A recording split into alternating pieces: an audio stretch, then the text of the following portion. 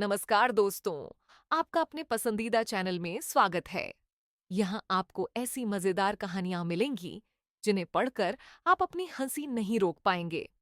तो चलिए शुरू करते हैं आज की कहानी।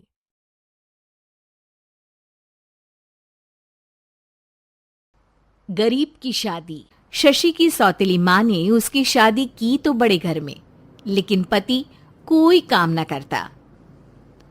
आप ससुर जी के साथ काम पर क्यों नहीं जाते? अब हाँ जाऊंगा, लेकिन कल से। आज जरा मैं दोस्तों के साथ घूमने जा रहा हूँ। शशि के 2 बच्चे होते हैं, लेकिन रमेश का हाल वैसा का वैसा ही रहता है। एक दिन, सुनिए ना, बच्चा रो रहा है, इसके दूध के लिए पैसे नहीं है। अरे तो पिताजी से ले लो ना। क्यों? अगर आप में कमाने की क्षमता नहीं थी तो शादी क्यों की? तभी घर आई बड़ी ननद बोल पड़ती है। आहा हा हा, तुम्हारी माँ को साफ साफ कह दिया था कि लड़का ना कमाता है ना कभी कमाएगा। हम 4 बहनें हैं इसका ख्याल रखने के लिए, और पिताजी का इतना सारा पैसा, तुम्हें किस चीज की कमी रखी है? लेकिन थोड़े ही सालों में तकदीर बदल जाती है। शशि का ससुराल गरीब हो जाता है। सब बिकने के बाद शशि अपने पति, बच्चे और सास के साथ किराए के मकान में आ जाती है। मैं कोई नौकरी करना चाहती हूँ दीदी। अरे इतने बड़े घर की बहू थी शशि, तुम नौकरी करोगी? नहीं नहीं नहीं नहीं। नहीं करूंगी तो घर कैसे चलेगा? बच्चों को भी तो पालना है ना। तभी शशि का भाई आ जाता है। शशि, ये ले राशन का सामान। किसी भी तरह की कोई भी जरूरत हो तो बताना। भाई, अब मैं नौकरी करूंगी। देख बहन, वैसे तो मैं तेरे साथ हूं, लेकिन हाँ, मैं ये भी चाहता हूं कि तू अपने पैरों पर खड़ी हो जा। शशि को एक प्ले स्कूल में छोटे बच्चों को संभालने की नौकरी मिल जाती है। एक दिन, शशि, मेरे स्कूल को अब तुम संभाल लो।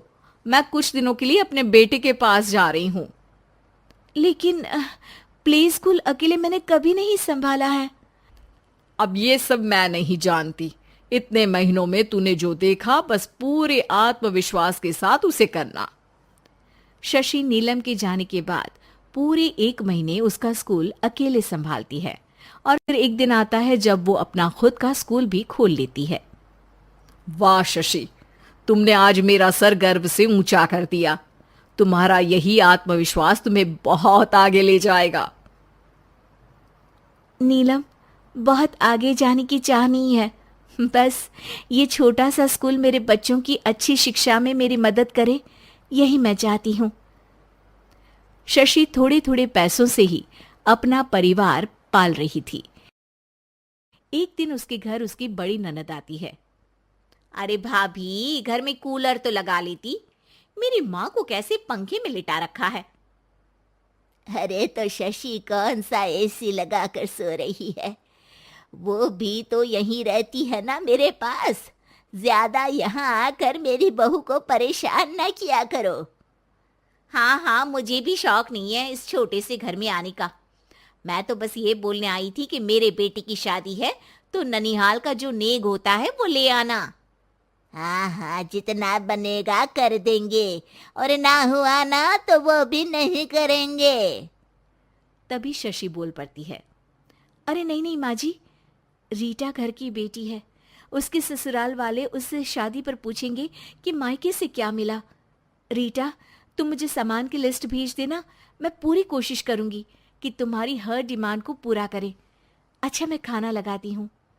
शशि ये बोलकर किचन में चली जाती है। धीरे धीरे कर शशि किसी न किसी तरह अपनी सारी ननदों की डिमांड भी पूरी करती, बच्चों की ख्वाहिशें भी, और उनकी पढ़ाई के लिए पैसे जोड़ती। एक दिन जब शशि का बेटा 12वीं पास करके आता है। माँ, अब तुझे काम करने की जरूरत नहीं है। मैं अब कोई ना कोई नौकरी करके पढ़ाई भी साथ कर लिया करूंगा। शशि को लगता है कि बेटा और आगे पढ़ाई करे, लेकिन वक्त की मार के कारण वो बेटे को काम के लिए हाँ कर देती है। अब बेटा एक बैंक में चपरासी बन जाता है। लड़का देखने में तो बड़ा अच्छा है, अंग्रेजी भी पटर पटर बोलता है, फिर चपरासी क्यों? लड़का सारी बात मैनेजर को बता देता है। अच्छा, तो मैं तुझे एक मौका देता हूँ।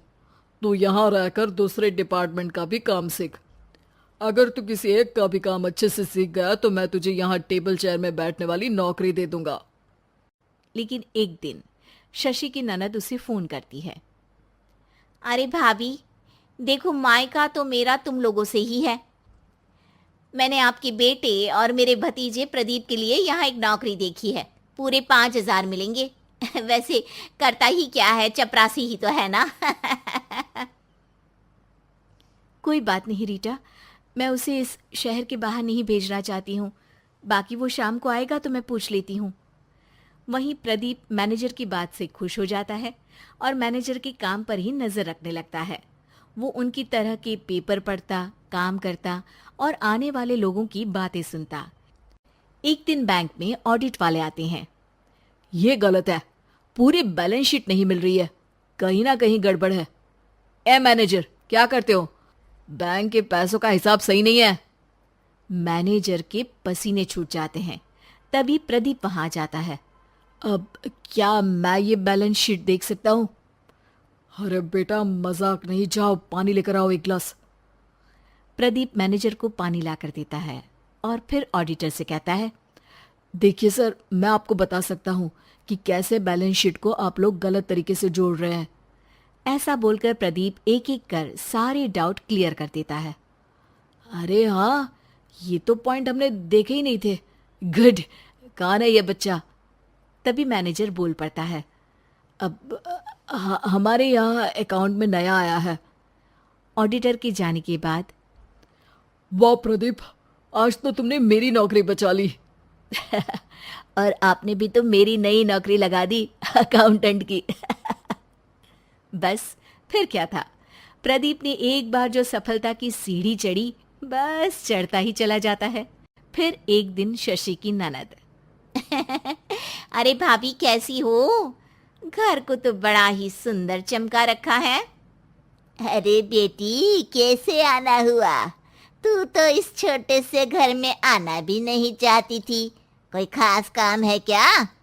अब हाँ, वो माँ, मेरा जो मझला बेटा है ना, वो अकाउंट से पढ़ाई कर रहा है, तो प्रदीप से बोलकर उसकी भी कहीं अच्छी नौकरी लगा दो ना। सास और शशि समझ जाते हैं कि कैसे पैसे आते ही लोगों के बात करने के तरीके से लेकर रिश्ते निभाने तक में बदलाव आ जाता है।